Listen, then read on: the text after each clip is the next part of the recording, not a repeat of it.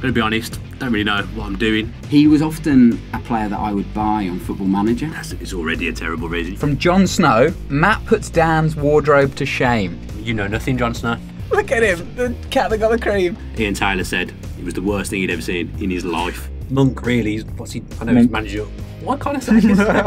Gary Monk, 5 out of 10. I haven't finished yet. I cannot believe Gabby had Bondahorse. That's crazy, That's isn't terrible. It? Yeah, we may well have lost listeners early doors again with a long-winded intro. Go, shoot.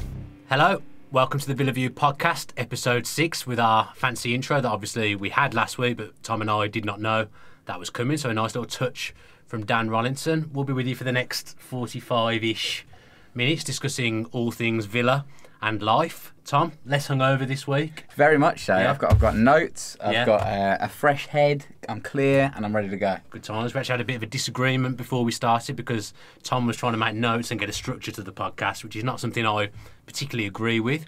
I said I didn't want structure. I like the scattergun approach that we've been going with. I think if you've ever met Dan, you know that structure is not his forte. He likes to go with it. You're a creative being, aren't you? I am. I'm like I'm number 10, playing behind the strikers, making stuff happen. Whereas I am obviously the centre-back, the rock of the team, and I'm organising, I'm telling people what to do, and shouting when necessary. I had you down as more of a water boy rather than the centre-back. Still got to be organised. Still part of the team. That's true. And so that is true. I mean, I got this far. Well, you can't see that, but I got 3 words down, and that was about it. Coming into the podcast on a high after learning that my mum thinks that you're cute. Yes. As was seen in the YouTube comments. Big revelation. Thank you to all the Bardell family. Bless you. But yeah, your dad was the one that alerted me to the fact, and yeah, I mean, he was very kind. He offered me one of his tickets, and maybe it's time for me to meet the whole Bardell family. Who knows? You have met my dad. Oh yeah, plenty of time. But yeah, I was very happy with him for revealing that information. To be honest, it's been a bit of a traumatic week for me. Did you already know, or was it a secret, a pent up? How did he find out? She must have just watched it and told him, which is a bit worrying. That's the main thing that she's come away with from the podcast. So if you are watching, Mum, cheers for praising the content. Tezza is her name, right? That's what my dad calls her, but she doesn't really like. Oh, she doesn't? Doesn't really like that very much. Anyway, enough about my mum. It's been a bit of a rough week for me. It's been a great week. Great week for me. Yeah. So what should we start, Mr. Structure? What should we start with? Well, I thought it's been a slow news week, hasn't it? Let's be honest. Last time we came on and we were quite excited about a couple of the transfers that were kicking around. John Terry, Joe Ledley, maybe Glenn Whelan, that kind of thing. Obviously, next week the transfer window opens, so we're still kind of waiting. We're in that kind of slow period where players are still on holiday, and some of it's early. It's early in the season, isn't it? It's going to kick off. But there was a couple of updates. Jordan Amavi. This is more paper talk than updates, I suppose. But Sevilla supposedly put in a bid, a little bit less than Villa are after. It's like 5.6 million euros or something. Something like that. I'm not sure what that equates to in pounds. You're more the mathematics kind of guy than me. I think it's about 5 million quid. I think that's what they were going for. That's too low. Yeah, we've got to be getting back what we paid for him, which was about 9 million, I think. That's the story coming out of Villa Park, that it's not enough. Paris Saint-Germain as well. Yeah, apparently in for him. Bit of a confusing one, isn't it, really? Because you think, well, if Jordan Amavi is deemed surplus at Aston Villa, but Paris Saint-Germain wants him, then there's something a bit strange. Yeah, what's wrong with us? Going on there.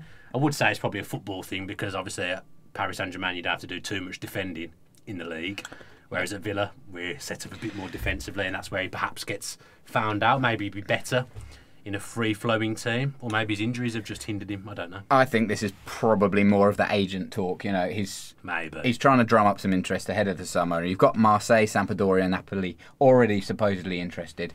I mean, they're all quite nice destinations, though. Oh, lovely for a holiday. Yeah. I think he'll go back to Nice. Yeah. His old club. That's what I predict. But then this is all complete rubbish then, isn't it? If he ends up going back to Nice and not Paris Saint-Germain or Sevilla or somewhere much better, you know, if he's that good, then these clubs can afford more money than Nice can. So we shall see. I mean, no offence to the journalists, I know, like Matt Kendrick, good guy, like Matt very much, but being a journalist nowadays, you don't seem to have any facts. It's just say what you want. Yeah. Make things up. Obviously, the owners had a bit of a to-do with Matt Scott from TalkSport. As did you. Early on in the week. Well, I don't like the guy. Right. There's something about him I don't like. I'm reading his stuff and I don't like him. Okay. And obviously then Tony popped up a couple of times against him, defending himself. That article was a load of tosh, though. It looks like no facts in it whatsoever. It looks that way, doesn't it? It doesn't. the way he was talking was just generalising everybody, and Tony seems to have come in as an owner and been really communicative with the fans, and so far so good from the Villa ownership. Yeah, I mean, everyone knows me and Tony are quite close. Good mates, communicate. Good mates. On a weekly basis. Good mates. Via social media. Yeah. But to me, he's done nothing wrong as an owner so far. I don't think you can knock him as a Villa fan. I don't think you'll find too many Villa fans that will knock him. Obviously, there's always the vocal few that are always quite negative about everything. Yeah. Perhaps I'm too far the other way, actually, with Villa. I think that's fashionable at the moment. You get quite a lot of journalists who are just doing people down or clubs down, especially when there seems to be an air of positivity, and it seems to be that they can get a rise out of people, and that's what makes them popular. Maybe I'm a bit like that in some respects, because obviously I've been putting you down a lot to do with the podcast, when maybe other people are feeling quite positive about your arrival. Maybe I'm the mascot of the podcast. Yeah. But against you. You're just trolling me. Is that essentially it? Yeah, probably. Great. Yeah. Villa Park is going to be the host of the first Graham Taylor tribute game. It was supposed to be at Watford on July the 29th, but their pitch isn't ready. So Villa Park's going to be the new host. Tickets...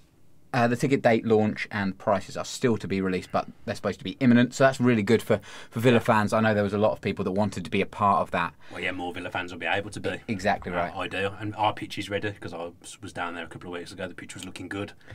Good momentum with the pitch, I would say. A credit to Villa Park pitch staff, because the pitch always looks pretty good, doesn't it? Apart from when you do your knee slide on it and ruin it. Yeah, every time I see that guy, I think is it Jonathan Coldwood, or that might have even been the old groundsman. Every time I see the head Villa groundsman, I feel like he's looking at me, like he knows you're the one that did that knee slide when you weren't supposed to, and all those slide tackles. I mean, you did it for the team, though. Yeah, got to take one for the team. 100% victory rate. So that's really good. So more information coming from official Villa sources, hopefully in the next few days. And yeah, it's very soon. They said it was like the first week of July. Didn't they? The ticket information will be available. Well, it has to be, doesn't it? Yeah. Once we hit into July, then it gets quite exciting again. Football is then on the horizon. I'm excited now. I was watching the under-21s before we came to record. They were looking very good. England under-21s. They were looking really good compared to last week when I said English football was in trouble. And then actually I've watched them since, and they've been very good. They were all over Germany. When I left, they were winning 2-1, but I don't know what the score is obviously now. But yeah, future's bright, hopefully, for Villa and for England. That's it. One I wanted to touch on quickly, Dwight York said this week that the Championship was easy. Interestingly, Dr. Tony agreed with him in parts of it. What did you make of that? I don't think Dr. Tony agreed necessarily that it was easy. I think he agreed with the underlying message, which is, to me, this is what York was trying to say, but didn't quite execute it in the way he was trying to, is that Villa should be finding it easy because of the money we've spent, basically. Yeah. And you look at our squad on paper, and I know we were talking about this yesterday on WhatsApp. If the season started now, I wouldn't be over the moon that we hadn't bought anyone, but if you put Villa's best 11 on the pitch now, that's a good team that should be mounting a challenge. Yeah. In my eyes. Yeah, Dr. Tony's main, what I got from it was no excuses. Yeah, and that's good. Yeah, totally. We should be up there. We're favourites for a reason. Like you say, we've got a good bedrock. I think we'll talk a little bit more about it in a minute, but you talked about the quality of maybe the first team, and it was the extension of the first team that's where we need to strengthen this off-season. But yeah, no excuses. And Dwight York, not to say... I mean, he did say it was easy. I think that's wrong. It's a long 46 hard season plus cups. But the thing is, every team's got the same thing. Totally. So on paper, we're perhaps stronger than a lot of teams in the Championship. So from that respect, everyone is playing the same amount of games. Maybe we should have found it easy. Well, I think we can all agree that we should have found it easier than 13th. I do think there was circumstances that led to that finish that were perhaps out of the board's control. There was a lot of work that needed doing off the pitch. But this summer, we come into it, and you'd say it's the Hull and the Sunderlands that have got the problems that we had last year. And if they then go on to have a really good season and go up, then obviously there was something wrong, or is something wrong at Villa. But I don't think that will happen. I think they'll be like we were last season and this season now. We should be ready. We should have a squad that's ready to compete by the time we finished our business. And arguably now the first team is there already in place. It'll be interesting to see when the transfer window opens, won't it? Because Tony has obviously alluded to a couple of big transfers or those cryptic tweets with all the emojis and that kind of thing. If those are have real substance and he can pull out a load of signings as soon as the transfer window opens, I really think that transforms an already positive fan base and club into one that's going to be really pumped for the start of the season. Yeah, I mean, I thought we may have a couple of players in by now. That was what I understood. Obviously, for whatever reason, I don't know the reason, it hasn't happened yet, but I think there's still people that are relatively close to joining. It's just a case of getting them over the line. And as I said last week, transfer business isn't always easy. There's a lot of people involved, third parties involved, obviously agents get involved, logistics. There's a lot of things to go through. So I think we probably are close to a couple. Yeah, and holidays and the young players at the tournaments and Confed Cup, like you mentioned last week as well. Yeah, so still a long way to go. I think we there's absolutely no reason to push any panic buttons, and we look forward to next week. No one's done major business. You see now the big teams like Man U and Chelsea, they're starting to now show their hand in the Premier League a little bit, and the same will be for us. It's a knock-on effect with a lot of transfers. Once one team makes a transfer, it has a knock-on effect down the chain. So I think you'll see plenty of movement before the start of the season for sure. Well, hopefully we'll have more when we come back next week. That'd be quite good. The big news, I guess, for Villa is the kit launch, which is announced for this coming Saturday, July the 1st. They're going to announce the sponsor, and obviously the Under Armour is the branding. Home or away kits. Well, we're going to see the kits, aren't we? Exactly. For the first time, yeah. Always like to see the new kits. The Under Armour gear was really nice. Yeah. Last season, I spent a lot of money on Under Armour gear last season from the Villa shop. Yeah. So I'll be looking to hopefully not spend as much this year. But if it's nice, I can't resist. But yeah, excited to see. We always seem to be a bit. I mean, the reasons have been explained by Luke Organ. I know, is he a commercial director? I don't know. I'm not sure exactly what his job title is. Yeah. There's an article on the official Villa website. I don't know if every listener will have seen it, but it's well worth a read because there's some really interesting tidbits on there. I was going to pick some out to read, but then I couldn't find a highlighter. And good preparation again. I was watching the first half of the England Under-21 game, so that hasn't happened. I like it also that you've probably got what his job title is here, but it's been cut off by the printer. Yeah, that's let me down. The printer's hurt me. I printed a couple of times as well, but it seems to have cut off the top of each thing. Good, solid IT skills. But he was saying that we're behind schedule basically because the sponsor didn't get organised till late, so that has a knock-on effect of the kit being produced. So we're not going to actually be able to buy the kit until the end of July. Yeah. It's quite late. It's the 29th, isn't it? Yeah, that's the week before the season starts. It's the same day as the Graham Taylor. It's the same day, so Villa Park will be absolutely ramo that day, you would think, for a variety of reasons. I'm not sure what else we learned. He said so there the new club partner is going to be announced next month. So speaking about Luke Organ a little bit, again I would echo Dan and say it's really worth reading what he's got to say. He's come from rugby club Wasps, where he's done some amazing things in sorting them out and turn them around. And I think Winus was saying in that article, Villa as an organisation really needed bringing together, didn't it? It was a bit. People were doing bits here, bits there, and they weren't really communicating and getting together. That's what this guy is here to do. He's here to bring us back together as a club and be more united as a team. And so far, so good. Again, he speaks well, and it looks like he will be a good addition to the club. Hopefully. I mean, there's some good people work at Villa. I've got to know a few people over the last year doing the Villa View. Some really good people there, but it's almost like Villa's been stuck in a bit of a time warp.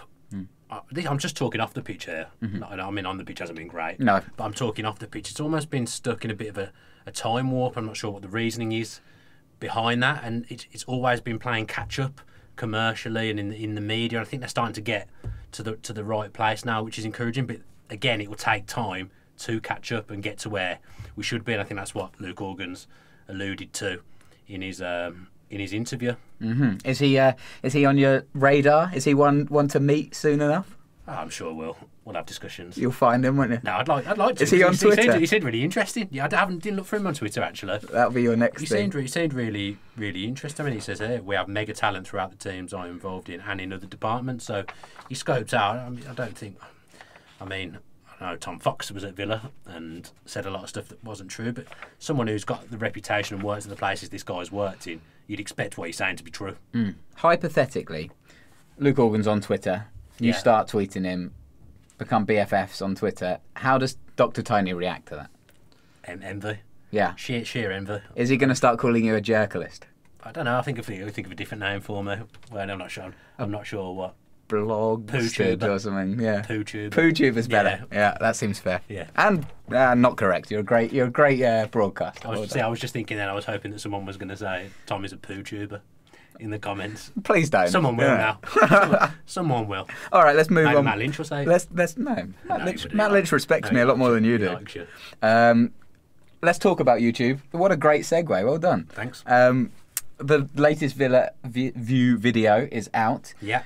What went right at Aston Villa? If fans haven't seen it yet, subscribers haven't seen it, fan seems a bit rich, doesn't it? Yeah. No, I don't think there's many Villa View fans. I think they're just watchers. If any Villa fans haven't seen it, give us a little taste of the things that went right at Villa. I kind of want to hide behind the table here, because to say what went right and pick out 4 things from a season where Villa have finished 13th doesn't seem logical, but we did do a few things well. Some of the stuff we've touched on already, like the communication within the club now from the board and the owner is great. We did, despite the fact we've slagged off some of the transfer business in the previous What Went Wrong video, we did actually do some good business as well. So we touched on things like that, really. It's filmed at Villa Park, so it always looks nicer when we're talking. I was going to say that, actually. Rather than Skype. The videos always look really, really good, but to have Villa Park just out the window, that must just be brilliant for you, just sitting there and going, this is awesome. Yeah, I remember when we were there, the last time we were there, I was saying to Matt, like, I'll never get used to being able to just come here and film, because the club are very good with us, and they do let us come there and film. We have a good relationship with the media guys, which hopefully will continue and build on further. But yeah, it's just a bit surreal to be able to sit there, because it's my favourite place to go. I've always got a big smile on my face whenever I walk in. Not often when I walk out. Yeah. Usually when I walk in, I'm pretty chipper. So yeah, just amazing for us to be able to film there. And the videos, it does make us look better as well, because obviously we're filming at Villa Park, so we look more professional than we are. Totally. You mentioned the fact that you've talked about transfers and what went right and what went wrong. If you were to give us a grade of what you thought the transfer policy was this year, how well? Must do better, average, good? Like where would you put it? I don't know, but there's different facets to it, isn't there? Because from the owner's perspective, he's done everything you could have asked for, because he's put his money where his mouth is, which is what a lot of people told him to do. I don't know perhaps whether we've spent too much, some would argue, but from his point of view, he's put his money where his mouth is. The other thing that you have to take into consideration is there was a lot of work to do. There was a lot of people to shift, and as I've said before, transfer business is not easy of any kind. Obviously, we had to pay some teams to take players off us. I'm looking at Brad Guzan, Jolly and Lescott. I believe we were paying a percentage of their wages still last season. So we've had to do things like that. And then you look at a signing like McCormack, who seemed a no-brainer because no player had scored more goals in the Championship for the past 3 seasons, but for whatever reason, it didn't work. So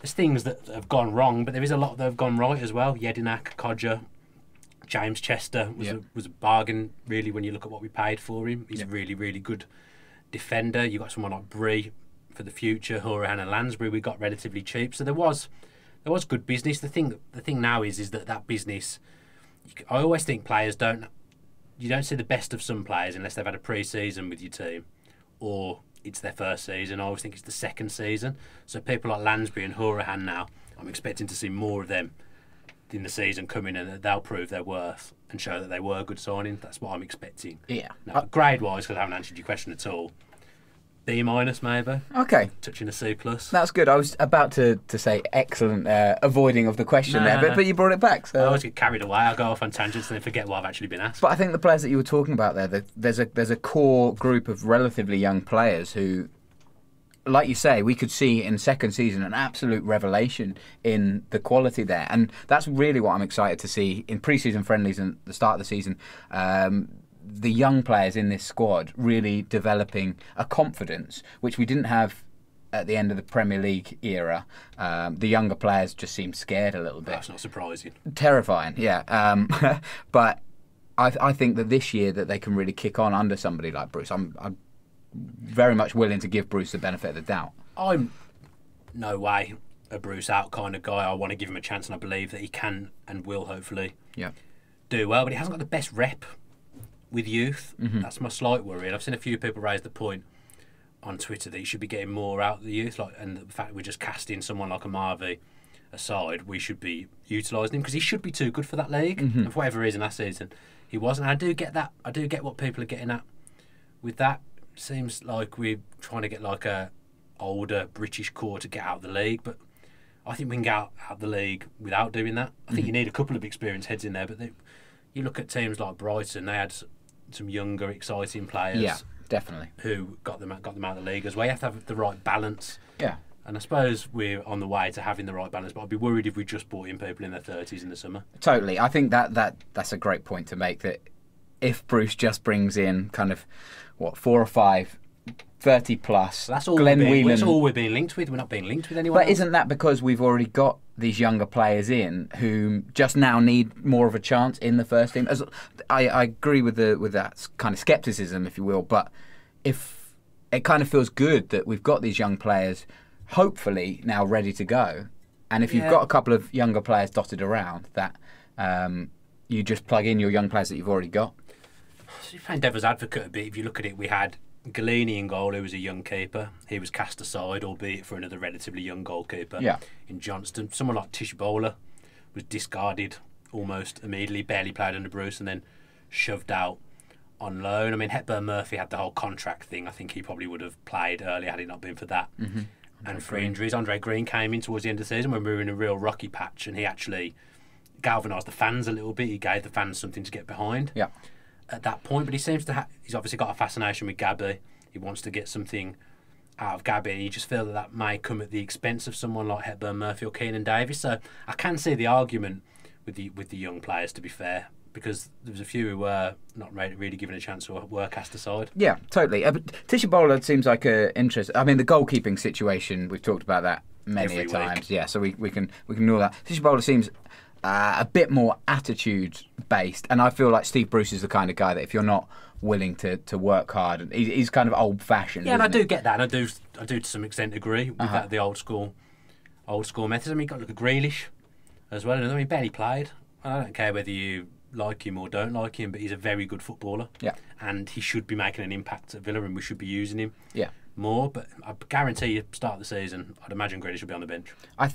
I think my overall point is that even if we do bring in a couple of older heads and a goalkeeper at some point, we do have the young players to plug in, and whether Bruce can realise that or not remains to be seen. We'll wait and see. But I want to give them the benefit of the doubt. And I would love to see some of these young players come through. I suppose you've got to trust Bruce. He's the one that sees them every day in training. He'll know whether they're ready or not. So maybe he deserves some trust. But I think if he doesn't get it right straight away with the football, and to me, if we want to play good football, people like Andre Green and Grealish need to be in the side. If he doesn't get that right at the start of the season, the fans will give him a short shrift. I think he got away with it a little bit. I mean, to be fair, even for someone like me, I didn't really give him any stick because I realised it's a big job. But I think he did get away with it a little bit towards the end of the season, and there was a lot of people that noticed that, and they'll become more vocal if we don't start the season playing a brand of football and being successful.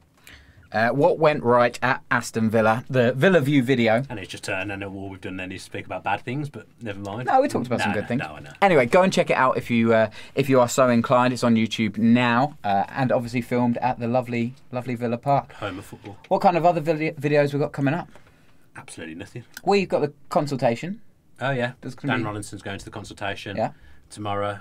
Wednesday, at the time of filming. So Dan Rolinson's off to that, so we'll have some points raised from that. Thank you to everyone that sent comments in. Hopefully some of them will get utilised in the meeting. We haven't actually recorded anything because there isn't anything going on. But let's talk about the consultation for a little bit. Why is that important? Why does that matter? I think one of the reasons we've been allowed to be part of that fan consultation group is because we have quite a young subscriber base. We seem to have quite a mix actually. It's either really young or older than you'd expect. Right. Watch our stuff, but we're like a forum, if you like, that taps into the younger Villa fans. So it's a chance for us to hear stuff from what they're thinking and feed that back to the club, because I don't think they, at the moment, it's probably mostly to do with the fact that Villa have been rubbish for the last 5 years. They probably don't have the relationship with the younger fans that they'd like, so it's just something that perhaps they feel we can help with. So we're just giving a voice to the Villa View. And can you tell us a little bit about how one of these meetings is set up? How does it work? No, because I haven't been to one. You haven't been? No, we've only been to one. Oh, okay. There's one, Dan Rolinson. Oh, okay. Rolinson, but who else is going? So there's like My Old Man Says, villafan.com. It's representatives from there. Steve Goff, who does Premier Travel, does all the travel for the away games for the Villa fans. The Villa Trust are obviously there as well, and I'm probably missing out a load of other. What about like people. the Mail? Do people like that go? Or No, 'cause it's for fans. It's for the fans. You think? But the Mail writes for the fans. I know, but they're journalists, so perhaps they can take stuff out of the meeting that they shouldn't and use it as an article. I don't know. That's a guess. Oh, nice. So that happens Wednesday night, tomorrow night at time of recording. And there'll be a video when the embargo's up, because they have to finalise the notes and stuff, so we can't get the video out straight away. Yep. But it'll be out soon.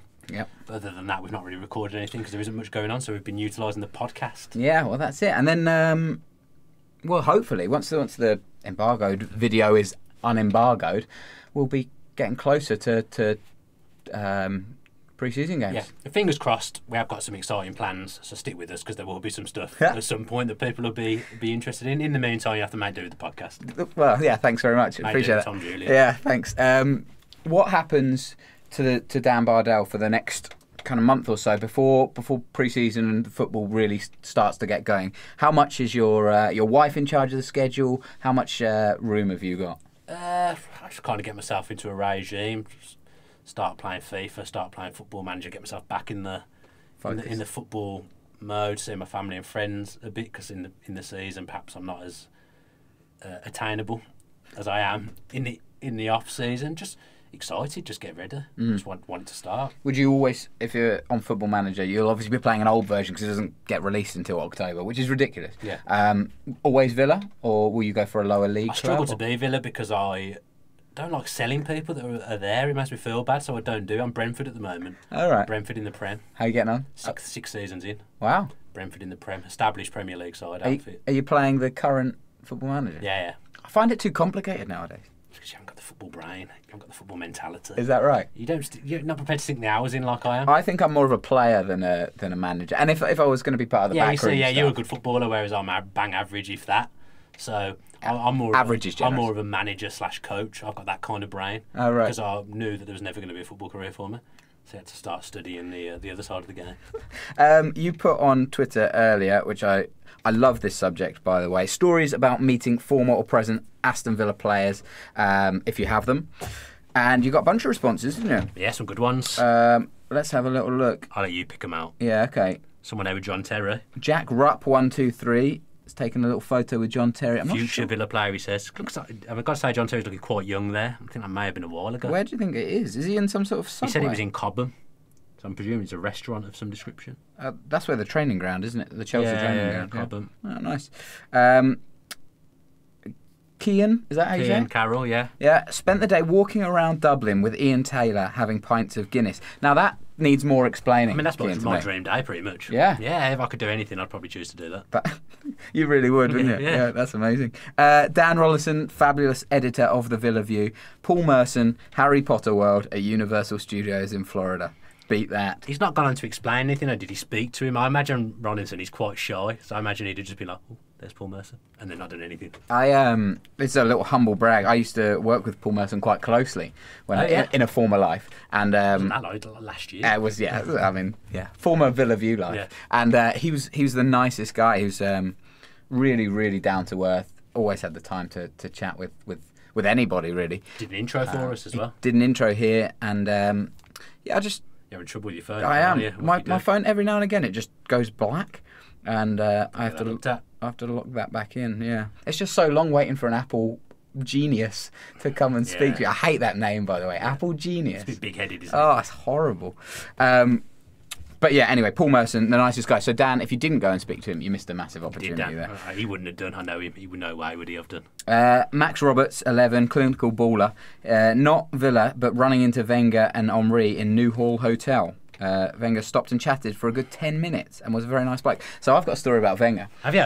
Do you remember in the World Cup in Brazil, that photo of him in the little red Speedo? He lying on the sand? No, he was just standing like this with another guy. The guy that he was standing with was one of my best mates from school. Oh, really? Yeah. And that so photo... you've not met Arsene Wenger? Oh, no. Jesus. No, but that absolutely launched my friend Cav on Twitter. Did it? Yeah, because it was everywhere, that Has he got photo. more followers than you? because of that. Probably. Yeah. I feel like I need to make a little plea on behalf of Tom. Can he have some more followers, please? Some Villa followers. Listen, at Tom J says. Thank you. That's very kind. I'm not the best tweeter. No. I tweet every now and again, but usually it's just liking other things or retweeting. Or American football rubbish. That's very dead at the moment as well. So that'll get more hype next month. Kieran Hand. I met Darius Vassell at Wild Green Spa car park. He was in a Peugeot 206. Yeah, that's nice. Nice car. Down to earth. First car for Darius, I'd imagine. Yeah. I'd imagine there. Did I say Darius? I don't know which one it is, to be honest. If you could let us know in the comments whether it is Darius. I think it's Darius. I think it is too. I think you're thinking of that guy from Popstar. That's exactly what it is. Jason Price, Pricey number 1, met Gabby in Barracuda uptown after he'd scored away at United. Me and a mate were singing his name and he was in the queue behind us. It's worth mentioning that every person we've mentioned so far played in our game at Villa Park. Are they the only people that watch the podcast? He didn't want much attention. Oh, that's nice. Oh, your phone is an absolute disgrace. I'm going to get mine out to carry this on. Apologies to listeners and viewers. This is my favourite one. I've left it on there. Jimmy Willis, who also played in our game at Villa Park. I met Mark Delaney in a cave in Barbados. Random. And then it just doesn't look like a cave. It looks like some sort of a dressing room. Yeah, if the cave has some sort of shop or I don't know, tourist attraction. I'm not entirely sure what kind of cave this is. I mean, Jimmy Willis is a notorious liar, to be fair, so it probably wasn't a cave. It probably was at an amateur dramatic show. Are you going to expand on that? He lied in our game at the Villa View. He sent in a video saying that he was a right back and Dela Cruz was his hero. Oh, yeah. And then when he got picked, he went, actually, I'm a midfielder. Was he the one with the picture of Dela Cruz in his car? Yeah, in the car and the bent thumb. Great video. And you've got one more Villa story for us, right? Yeah, it must have been about 8, so it must have been about the 94-95 season. And I ran into with my mates, and we ran into Phil King, Neil Lamptey and Dean Saunders, because Neil Lamptey lived across the road. So Dean Saunders and Neil Lamptey, really nice. Dean Saunders signed my mate's football, even though it had dog poo. Oh, strong. Should be, I should say, it was dog poo. Dog poo all over it. But then Phil King was just like, no autographs today, lads. Like, really serious, really horrible. You'd think if they're together and one guy or two guys have already decided, like, why wouldn't you just do that? And also, it's not like you are the king, you're Phil King, so calm down. Very good. Just sign some autographs. Yeah. You've done one thing in your career, and it was a good thing. Yeah. Score that penalty against Inter Milan. I think it was just after that, so maybe he got a bit big for his boots. I mean, I've never been a professional footballer, but I kind of feel like I would sign every autograph until it ran out. I'd be the nicest professional footballer that there's ever been, I think. The highest fashion sense as well. That wasn't what I was going to say, actually. I was going to say you and Tommy Hitzelsberger. Yeah. Didn't he used to come round for dinner? Yeah, he used to live by me. Yeah. I still speak to him now. Good guy. Yeah? Good guy, yeah. I liked it when he played for Villa. It was good. It was good knowing someone that played for Villa. It was nice. We've got some comments. As always, thank you for your comments. Keep them coming. Keep the iTunes reviews coming. Yeah. We're always happy to read them, unless they're derogatory to me, which they usually are, but I've got over it. And I'm happy to read those, so that's fine. Go on then. 50% happy. Josh Palace asked us to talk about the kit, which we've kind of already done. Yep. Morning to Josh. Then got some comments from the last video. Someone questioned me saying that James Chester was 5 million. And in fact, I think Tom Harding was correct. That was a mistake from me. So I hold my hands up. I think I made a couple of mistakes last week. I didn't agree with his point that he was trying to say that we should have got Abraham rather than Codger, because Abraham would have been alone and we'd never gained anything from that. Yeah. And Codger did get injured and play a season on the wing, so I felt like his statement that Abraham's far superior to Codger was a bit unreasonable. I read this. I mean, the price tag was expensive, sure, but he's ended up being player of the season, 19 goals. Yeah. And, I mean, without him... trouble. You just don't know what another striker would have potentially done in that situation. You know, if we'd settled for just having Ross McCormack or something like that, well, we could have been in absolute down the stream. Yeah, well, Codger scored goals that were of his own doing, his own making as well. I don't think Abraham's that kind of player. Mm-hmm. So I think Codger actually suited us last season because we'd have struggled to score a goal without someone conjuring stuff up for themselves. Totally. At times. Max Stokes, who actually won the socks, should quickly mention, keep it on the deck if you could send your address in. We'll get some socks sent out to you. Max has already sent his address, but you'll be shocked to learn that I've not sorted sending the socks out, but that will come. That is coming, Max. Don't worry. Not shocked by that. Can always rely on me. He said a point to the Aston Villa did well, and it's a very valid point from me. I just can't believe we didn't think to do. He said the fans are absolutely class. So yeah, I think maybe we should have. I think you touched on that, touched didn't on you, it, with but Villa Park should atmosphere. have maybe gone more out because the fans were outstanding last year. Dan puts his glasses on for these It's a bit ones. small on the You old can phone, turn it, isn't it? yeah.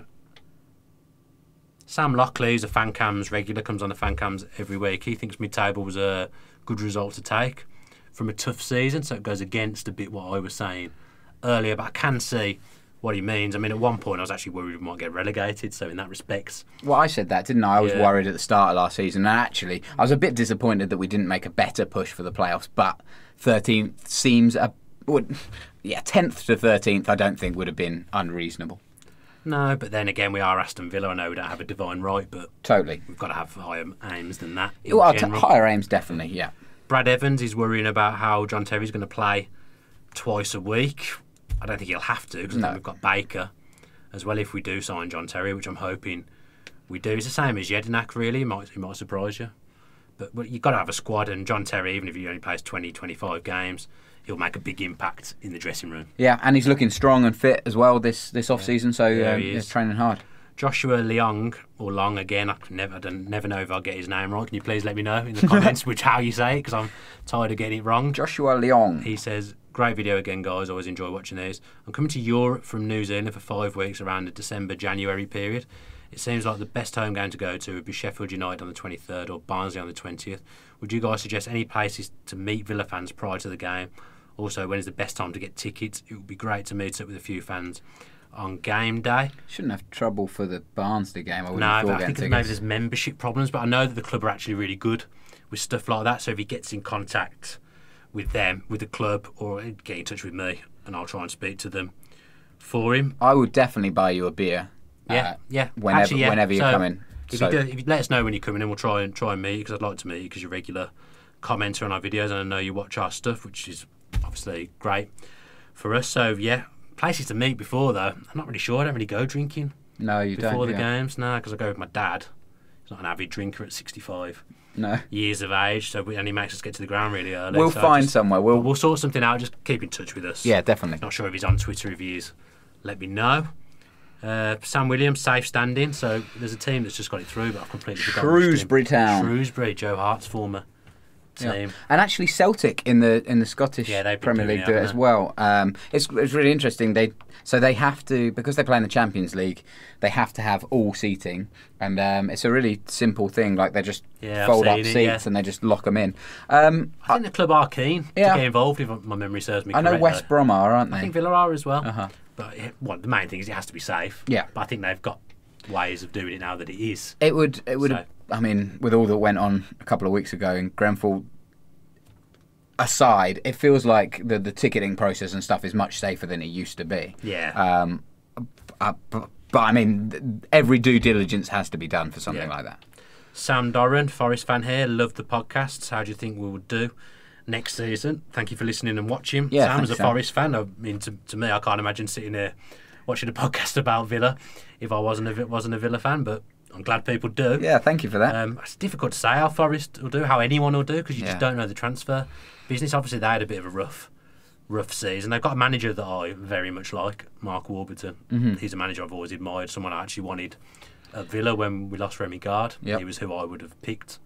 To be fair, I think he's a very savvy manager. So if they've got him on board, I think they'll be capable of doing things. They've got a couple of good young players as well. I've read Forest. read a great book on actually on the subject of Warburton, and it's about scouting and how football works and It's stuff. swish, isn't it? Yeah, so Warburton was at Brentford for a very, very long time and knew every area of the club, Yeah, but did also good helped develop the kind of youth Europa League and stuff like that, and Yeah. obviously knows his football inside out. So I think you're in safe hands with Yeah, Warburton. very safe hands. I'd say it's important they hang on to him because he's a good manager. Forest are a big team. Yeah. Big team that should be challenging. challenging. Moto Mafur, I do remember reading this. It's quite long. I'm not sure whether I'll get this all out. But basically, the crux of the situation is he met Ian Taylor and Hugo Ekiog, and he said Ian Taylor tried to sign a picture that he didn't want him to sign. It was a picture of Hugo Ekiog. Hugo wasn't Ekiog, it? yeah. Ian Taylor getting a bit carried away. Said you had to be there to find it funny, but I can imagine just being around Ian Taylor's quite funny. He's always met him because he's a very funny man. He's always smiling as well, isn't he? Yeah, You can he's imagine great. just going, no, don't do that, and then he just has a laugh with him. Yeah, he would have been great. I can imagine. Good moment. Keep going. This one. Cyberdon said the same thing as me. He thinks Sunderland are Hull. Yeah, I prefer the next one though. Oh, sorry. Oh no. No wonder you prefer this. He says, sorry, Dan. There's no need to apologise. Cyberdon, he says, I just have to give 10 out of 10 to poor old Tom. Come on! To take that much abuse and still be a cool dude. Cool dude. It's pure class. Well done, Tom. You have my utmost admiration. Thanks, buddy. Well, I appreciate it. I need that kind of lift every now and again. I always look forward to Cyberdon's comments, to be fair, because he comments on every video, watches every video, but he's let me down with that synopsis. And then Liam Sanderson raised a very valid criticism of me because I said there was only 3 big teams in the Championship, and I neglected to mention Sheffield Wednesday, and that which was poor because I do think they're a good club and a relatively big side as well. So again, hold my hands up. Apologies. I did try and apologise on the YouTube comments. That's about it on the old commenters. Yeah. Really? Yeah. Nice. Got anything else you want to talk about? Because we've had a bit of an audio disaster. We're not sure how long we've been recording for. Do you know? Yeah. I Okay. do. Yeah. It's about 40 minutes, 45 minutes. People have probably heard enough. Is there anything we haven't spoke about that we wanted to? No. Congratulations to Leandro Bacuna. He won the Caribbean Cup with his international side, whose name completely escapes me. I know it begins with a C. That's about it. But he's won the what's it called? What did I say it was called? Caribbean Cup. Caribbean Cup. A picture of him on Instagram holding the trophy. So congratulations to him. He's a player that fans aren't sure on. Yeah. Bacuna. Yeah. That could be a podcast in itself, though, couldn't it? Yeah, Which players are you not sure on? Maybe we'll talk about Bacuna next week. I'm a bit 50-50 with him. Sometimes I think he gets a bit of unfair criticism, but I do also think he lets himself down. Yeah. We'll talk about Bacuna next week. Yeah. A little bit, yeah. Well, look, I'm hoping there's going to be a bunch of stuff happened in this next week. Yeah, I feel quite exciting. It's been a bit slim pickings for us on the old podcast number 6 because, frankly, there's not a lot going on, but we've tried to dress it up as best we can. Thank you to everyone that left some reviews again after the last show. If you could please encourage all your friends and family, Mom, maybe rather than spending time looking at Tom Julian, if you'd like to leave a 5-star review on iTunes, that would help us.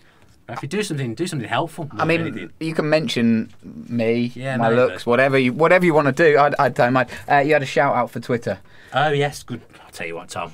Not just a pretty face. Lucky I'm organised, isn't it? I tell you. I've come off it now. No, I haven't. There you are. Here we go. So, friend of the channel, little Tom Griffiths, who does the fan cams. He's doing a 3K muddy run or muddy kids. So I'm guessing it's some form of run. He's if you don't know Tom, check out his story. He's been in the Birmingham Mail and all sorts. He had a battle with leukemia and's come out of it fighting and smiling. He's a great little lad. He actually probably speaks the most sense on fan cams. In fact, he probably speaks more sense than Matt and me put together. Great little lad. So if you go onto my Twitter page, I did retweet it last night. If you could, any Villa fans can give anything to help his thing that he wants to do for charity, that'd be great because he's doing it for not very well children. So that'd be great if anyone could sponsor him. Yeah, all the details are at GriffWad83. His dad, hello Richard, also friend of the channel. So yeah, check that out if you can. Yep. Anything else? I think that's a great way to sign off, so let's call it a day there. Yeah. Thank you so much for watching, for listening. Please subscribe and leave reviews, and we'll see you again next week. Thank you very much. Cheers, bye. If you enjoyed that video, why not watch another? Click the video choices on screen now to go and watch them in full. Be sure to subscribe to the channel by clicking our logo there on the left. Easy peasy.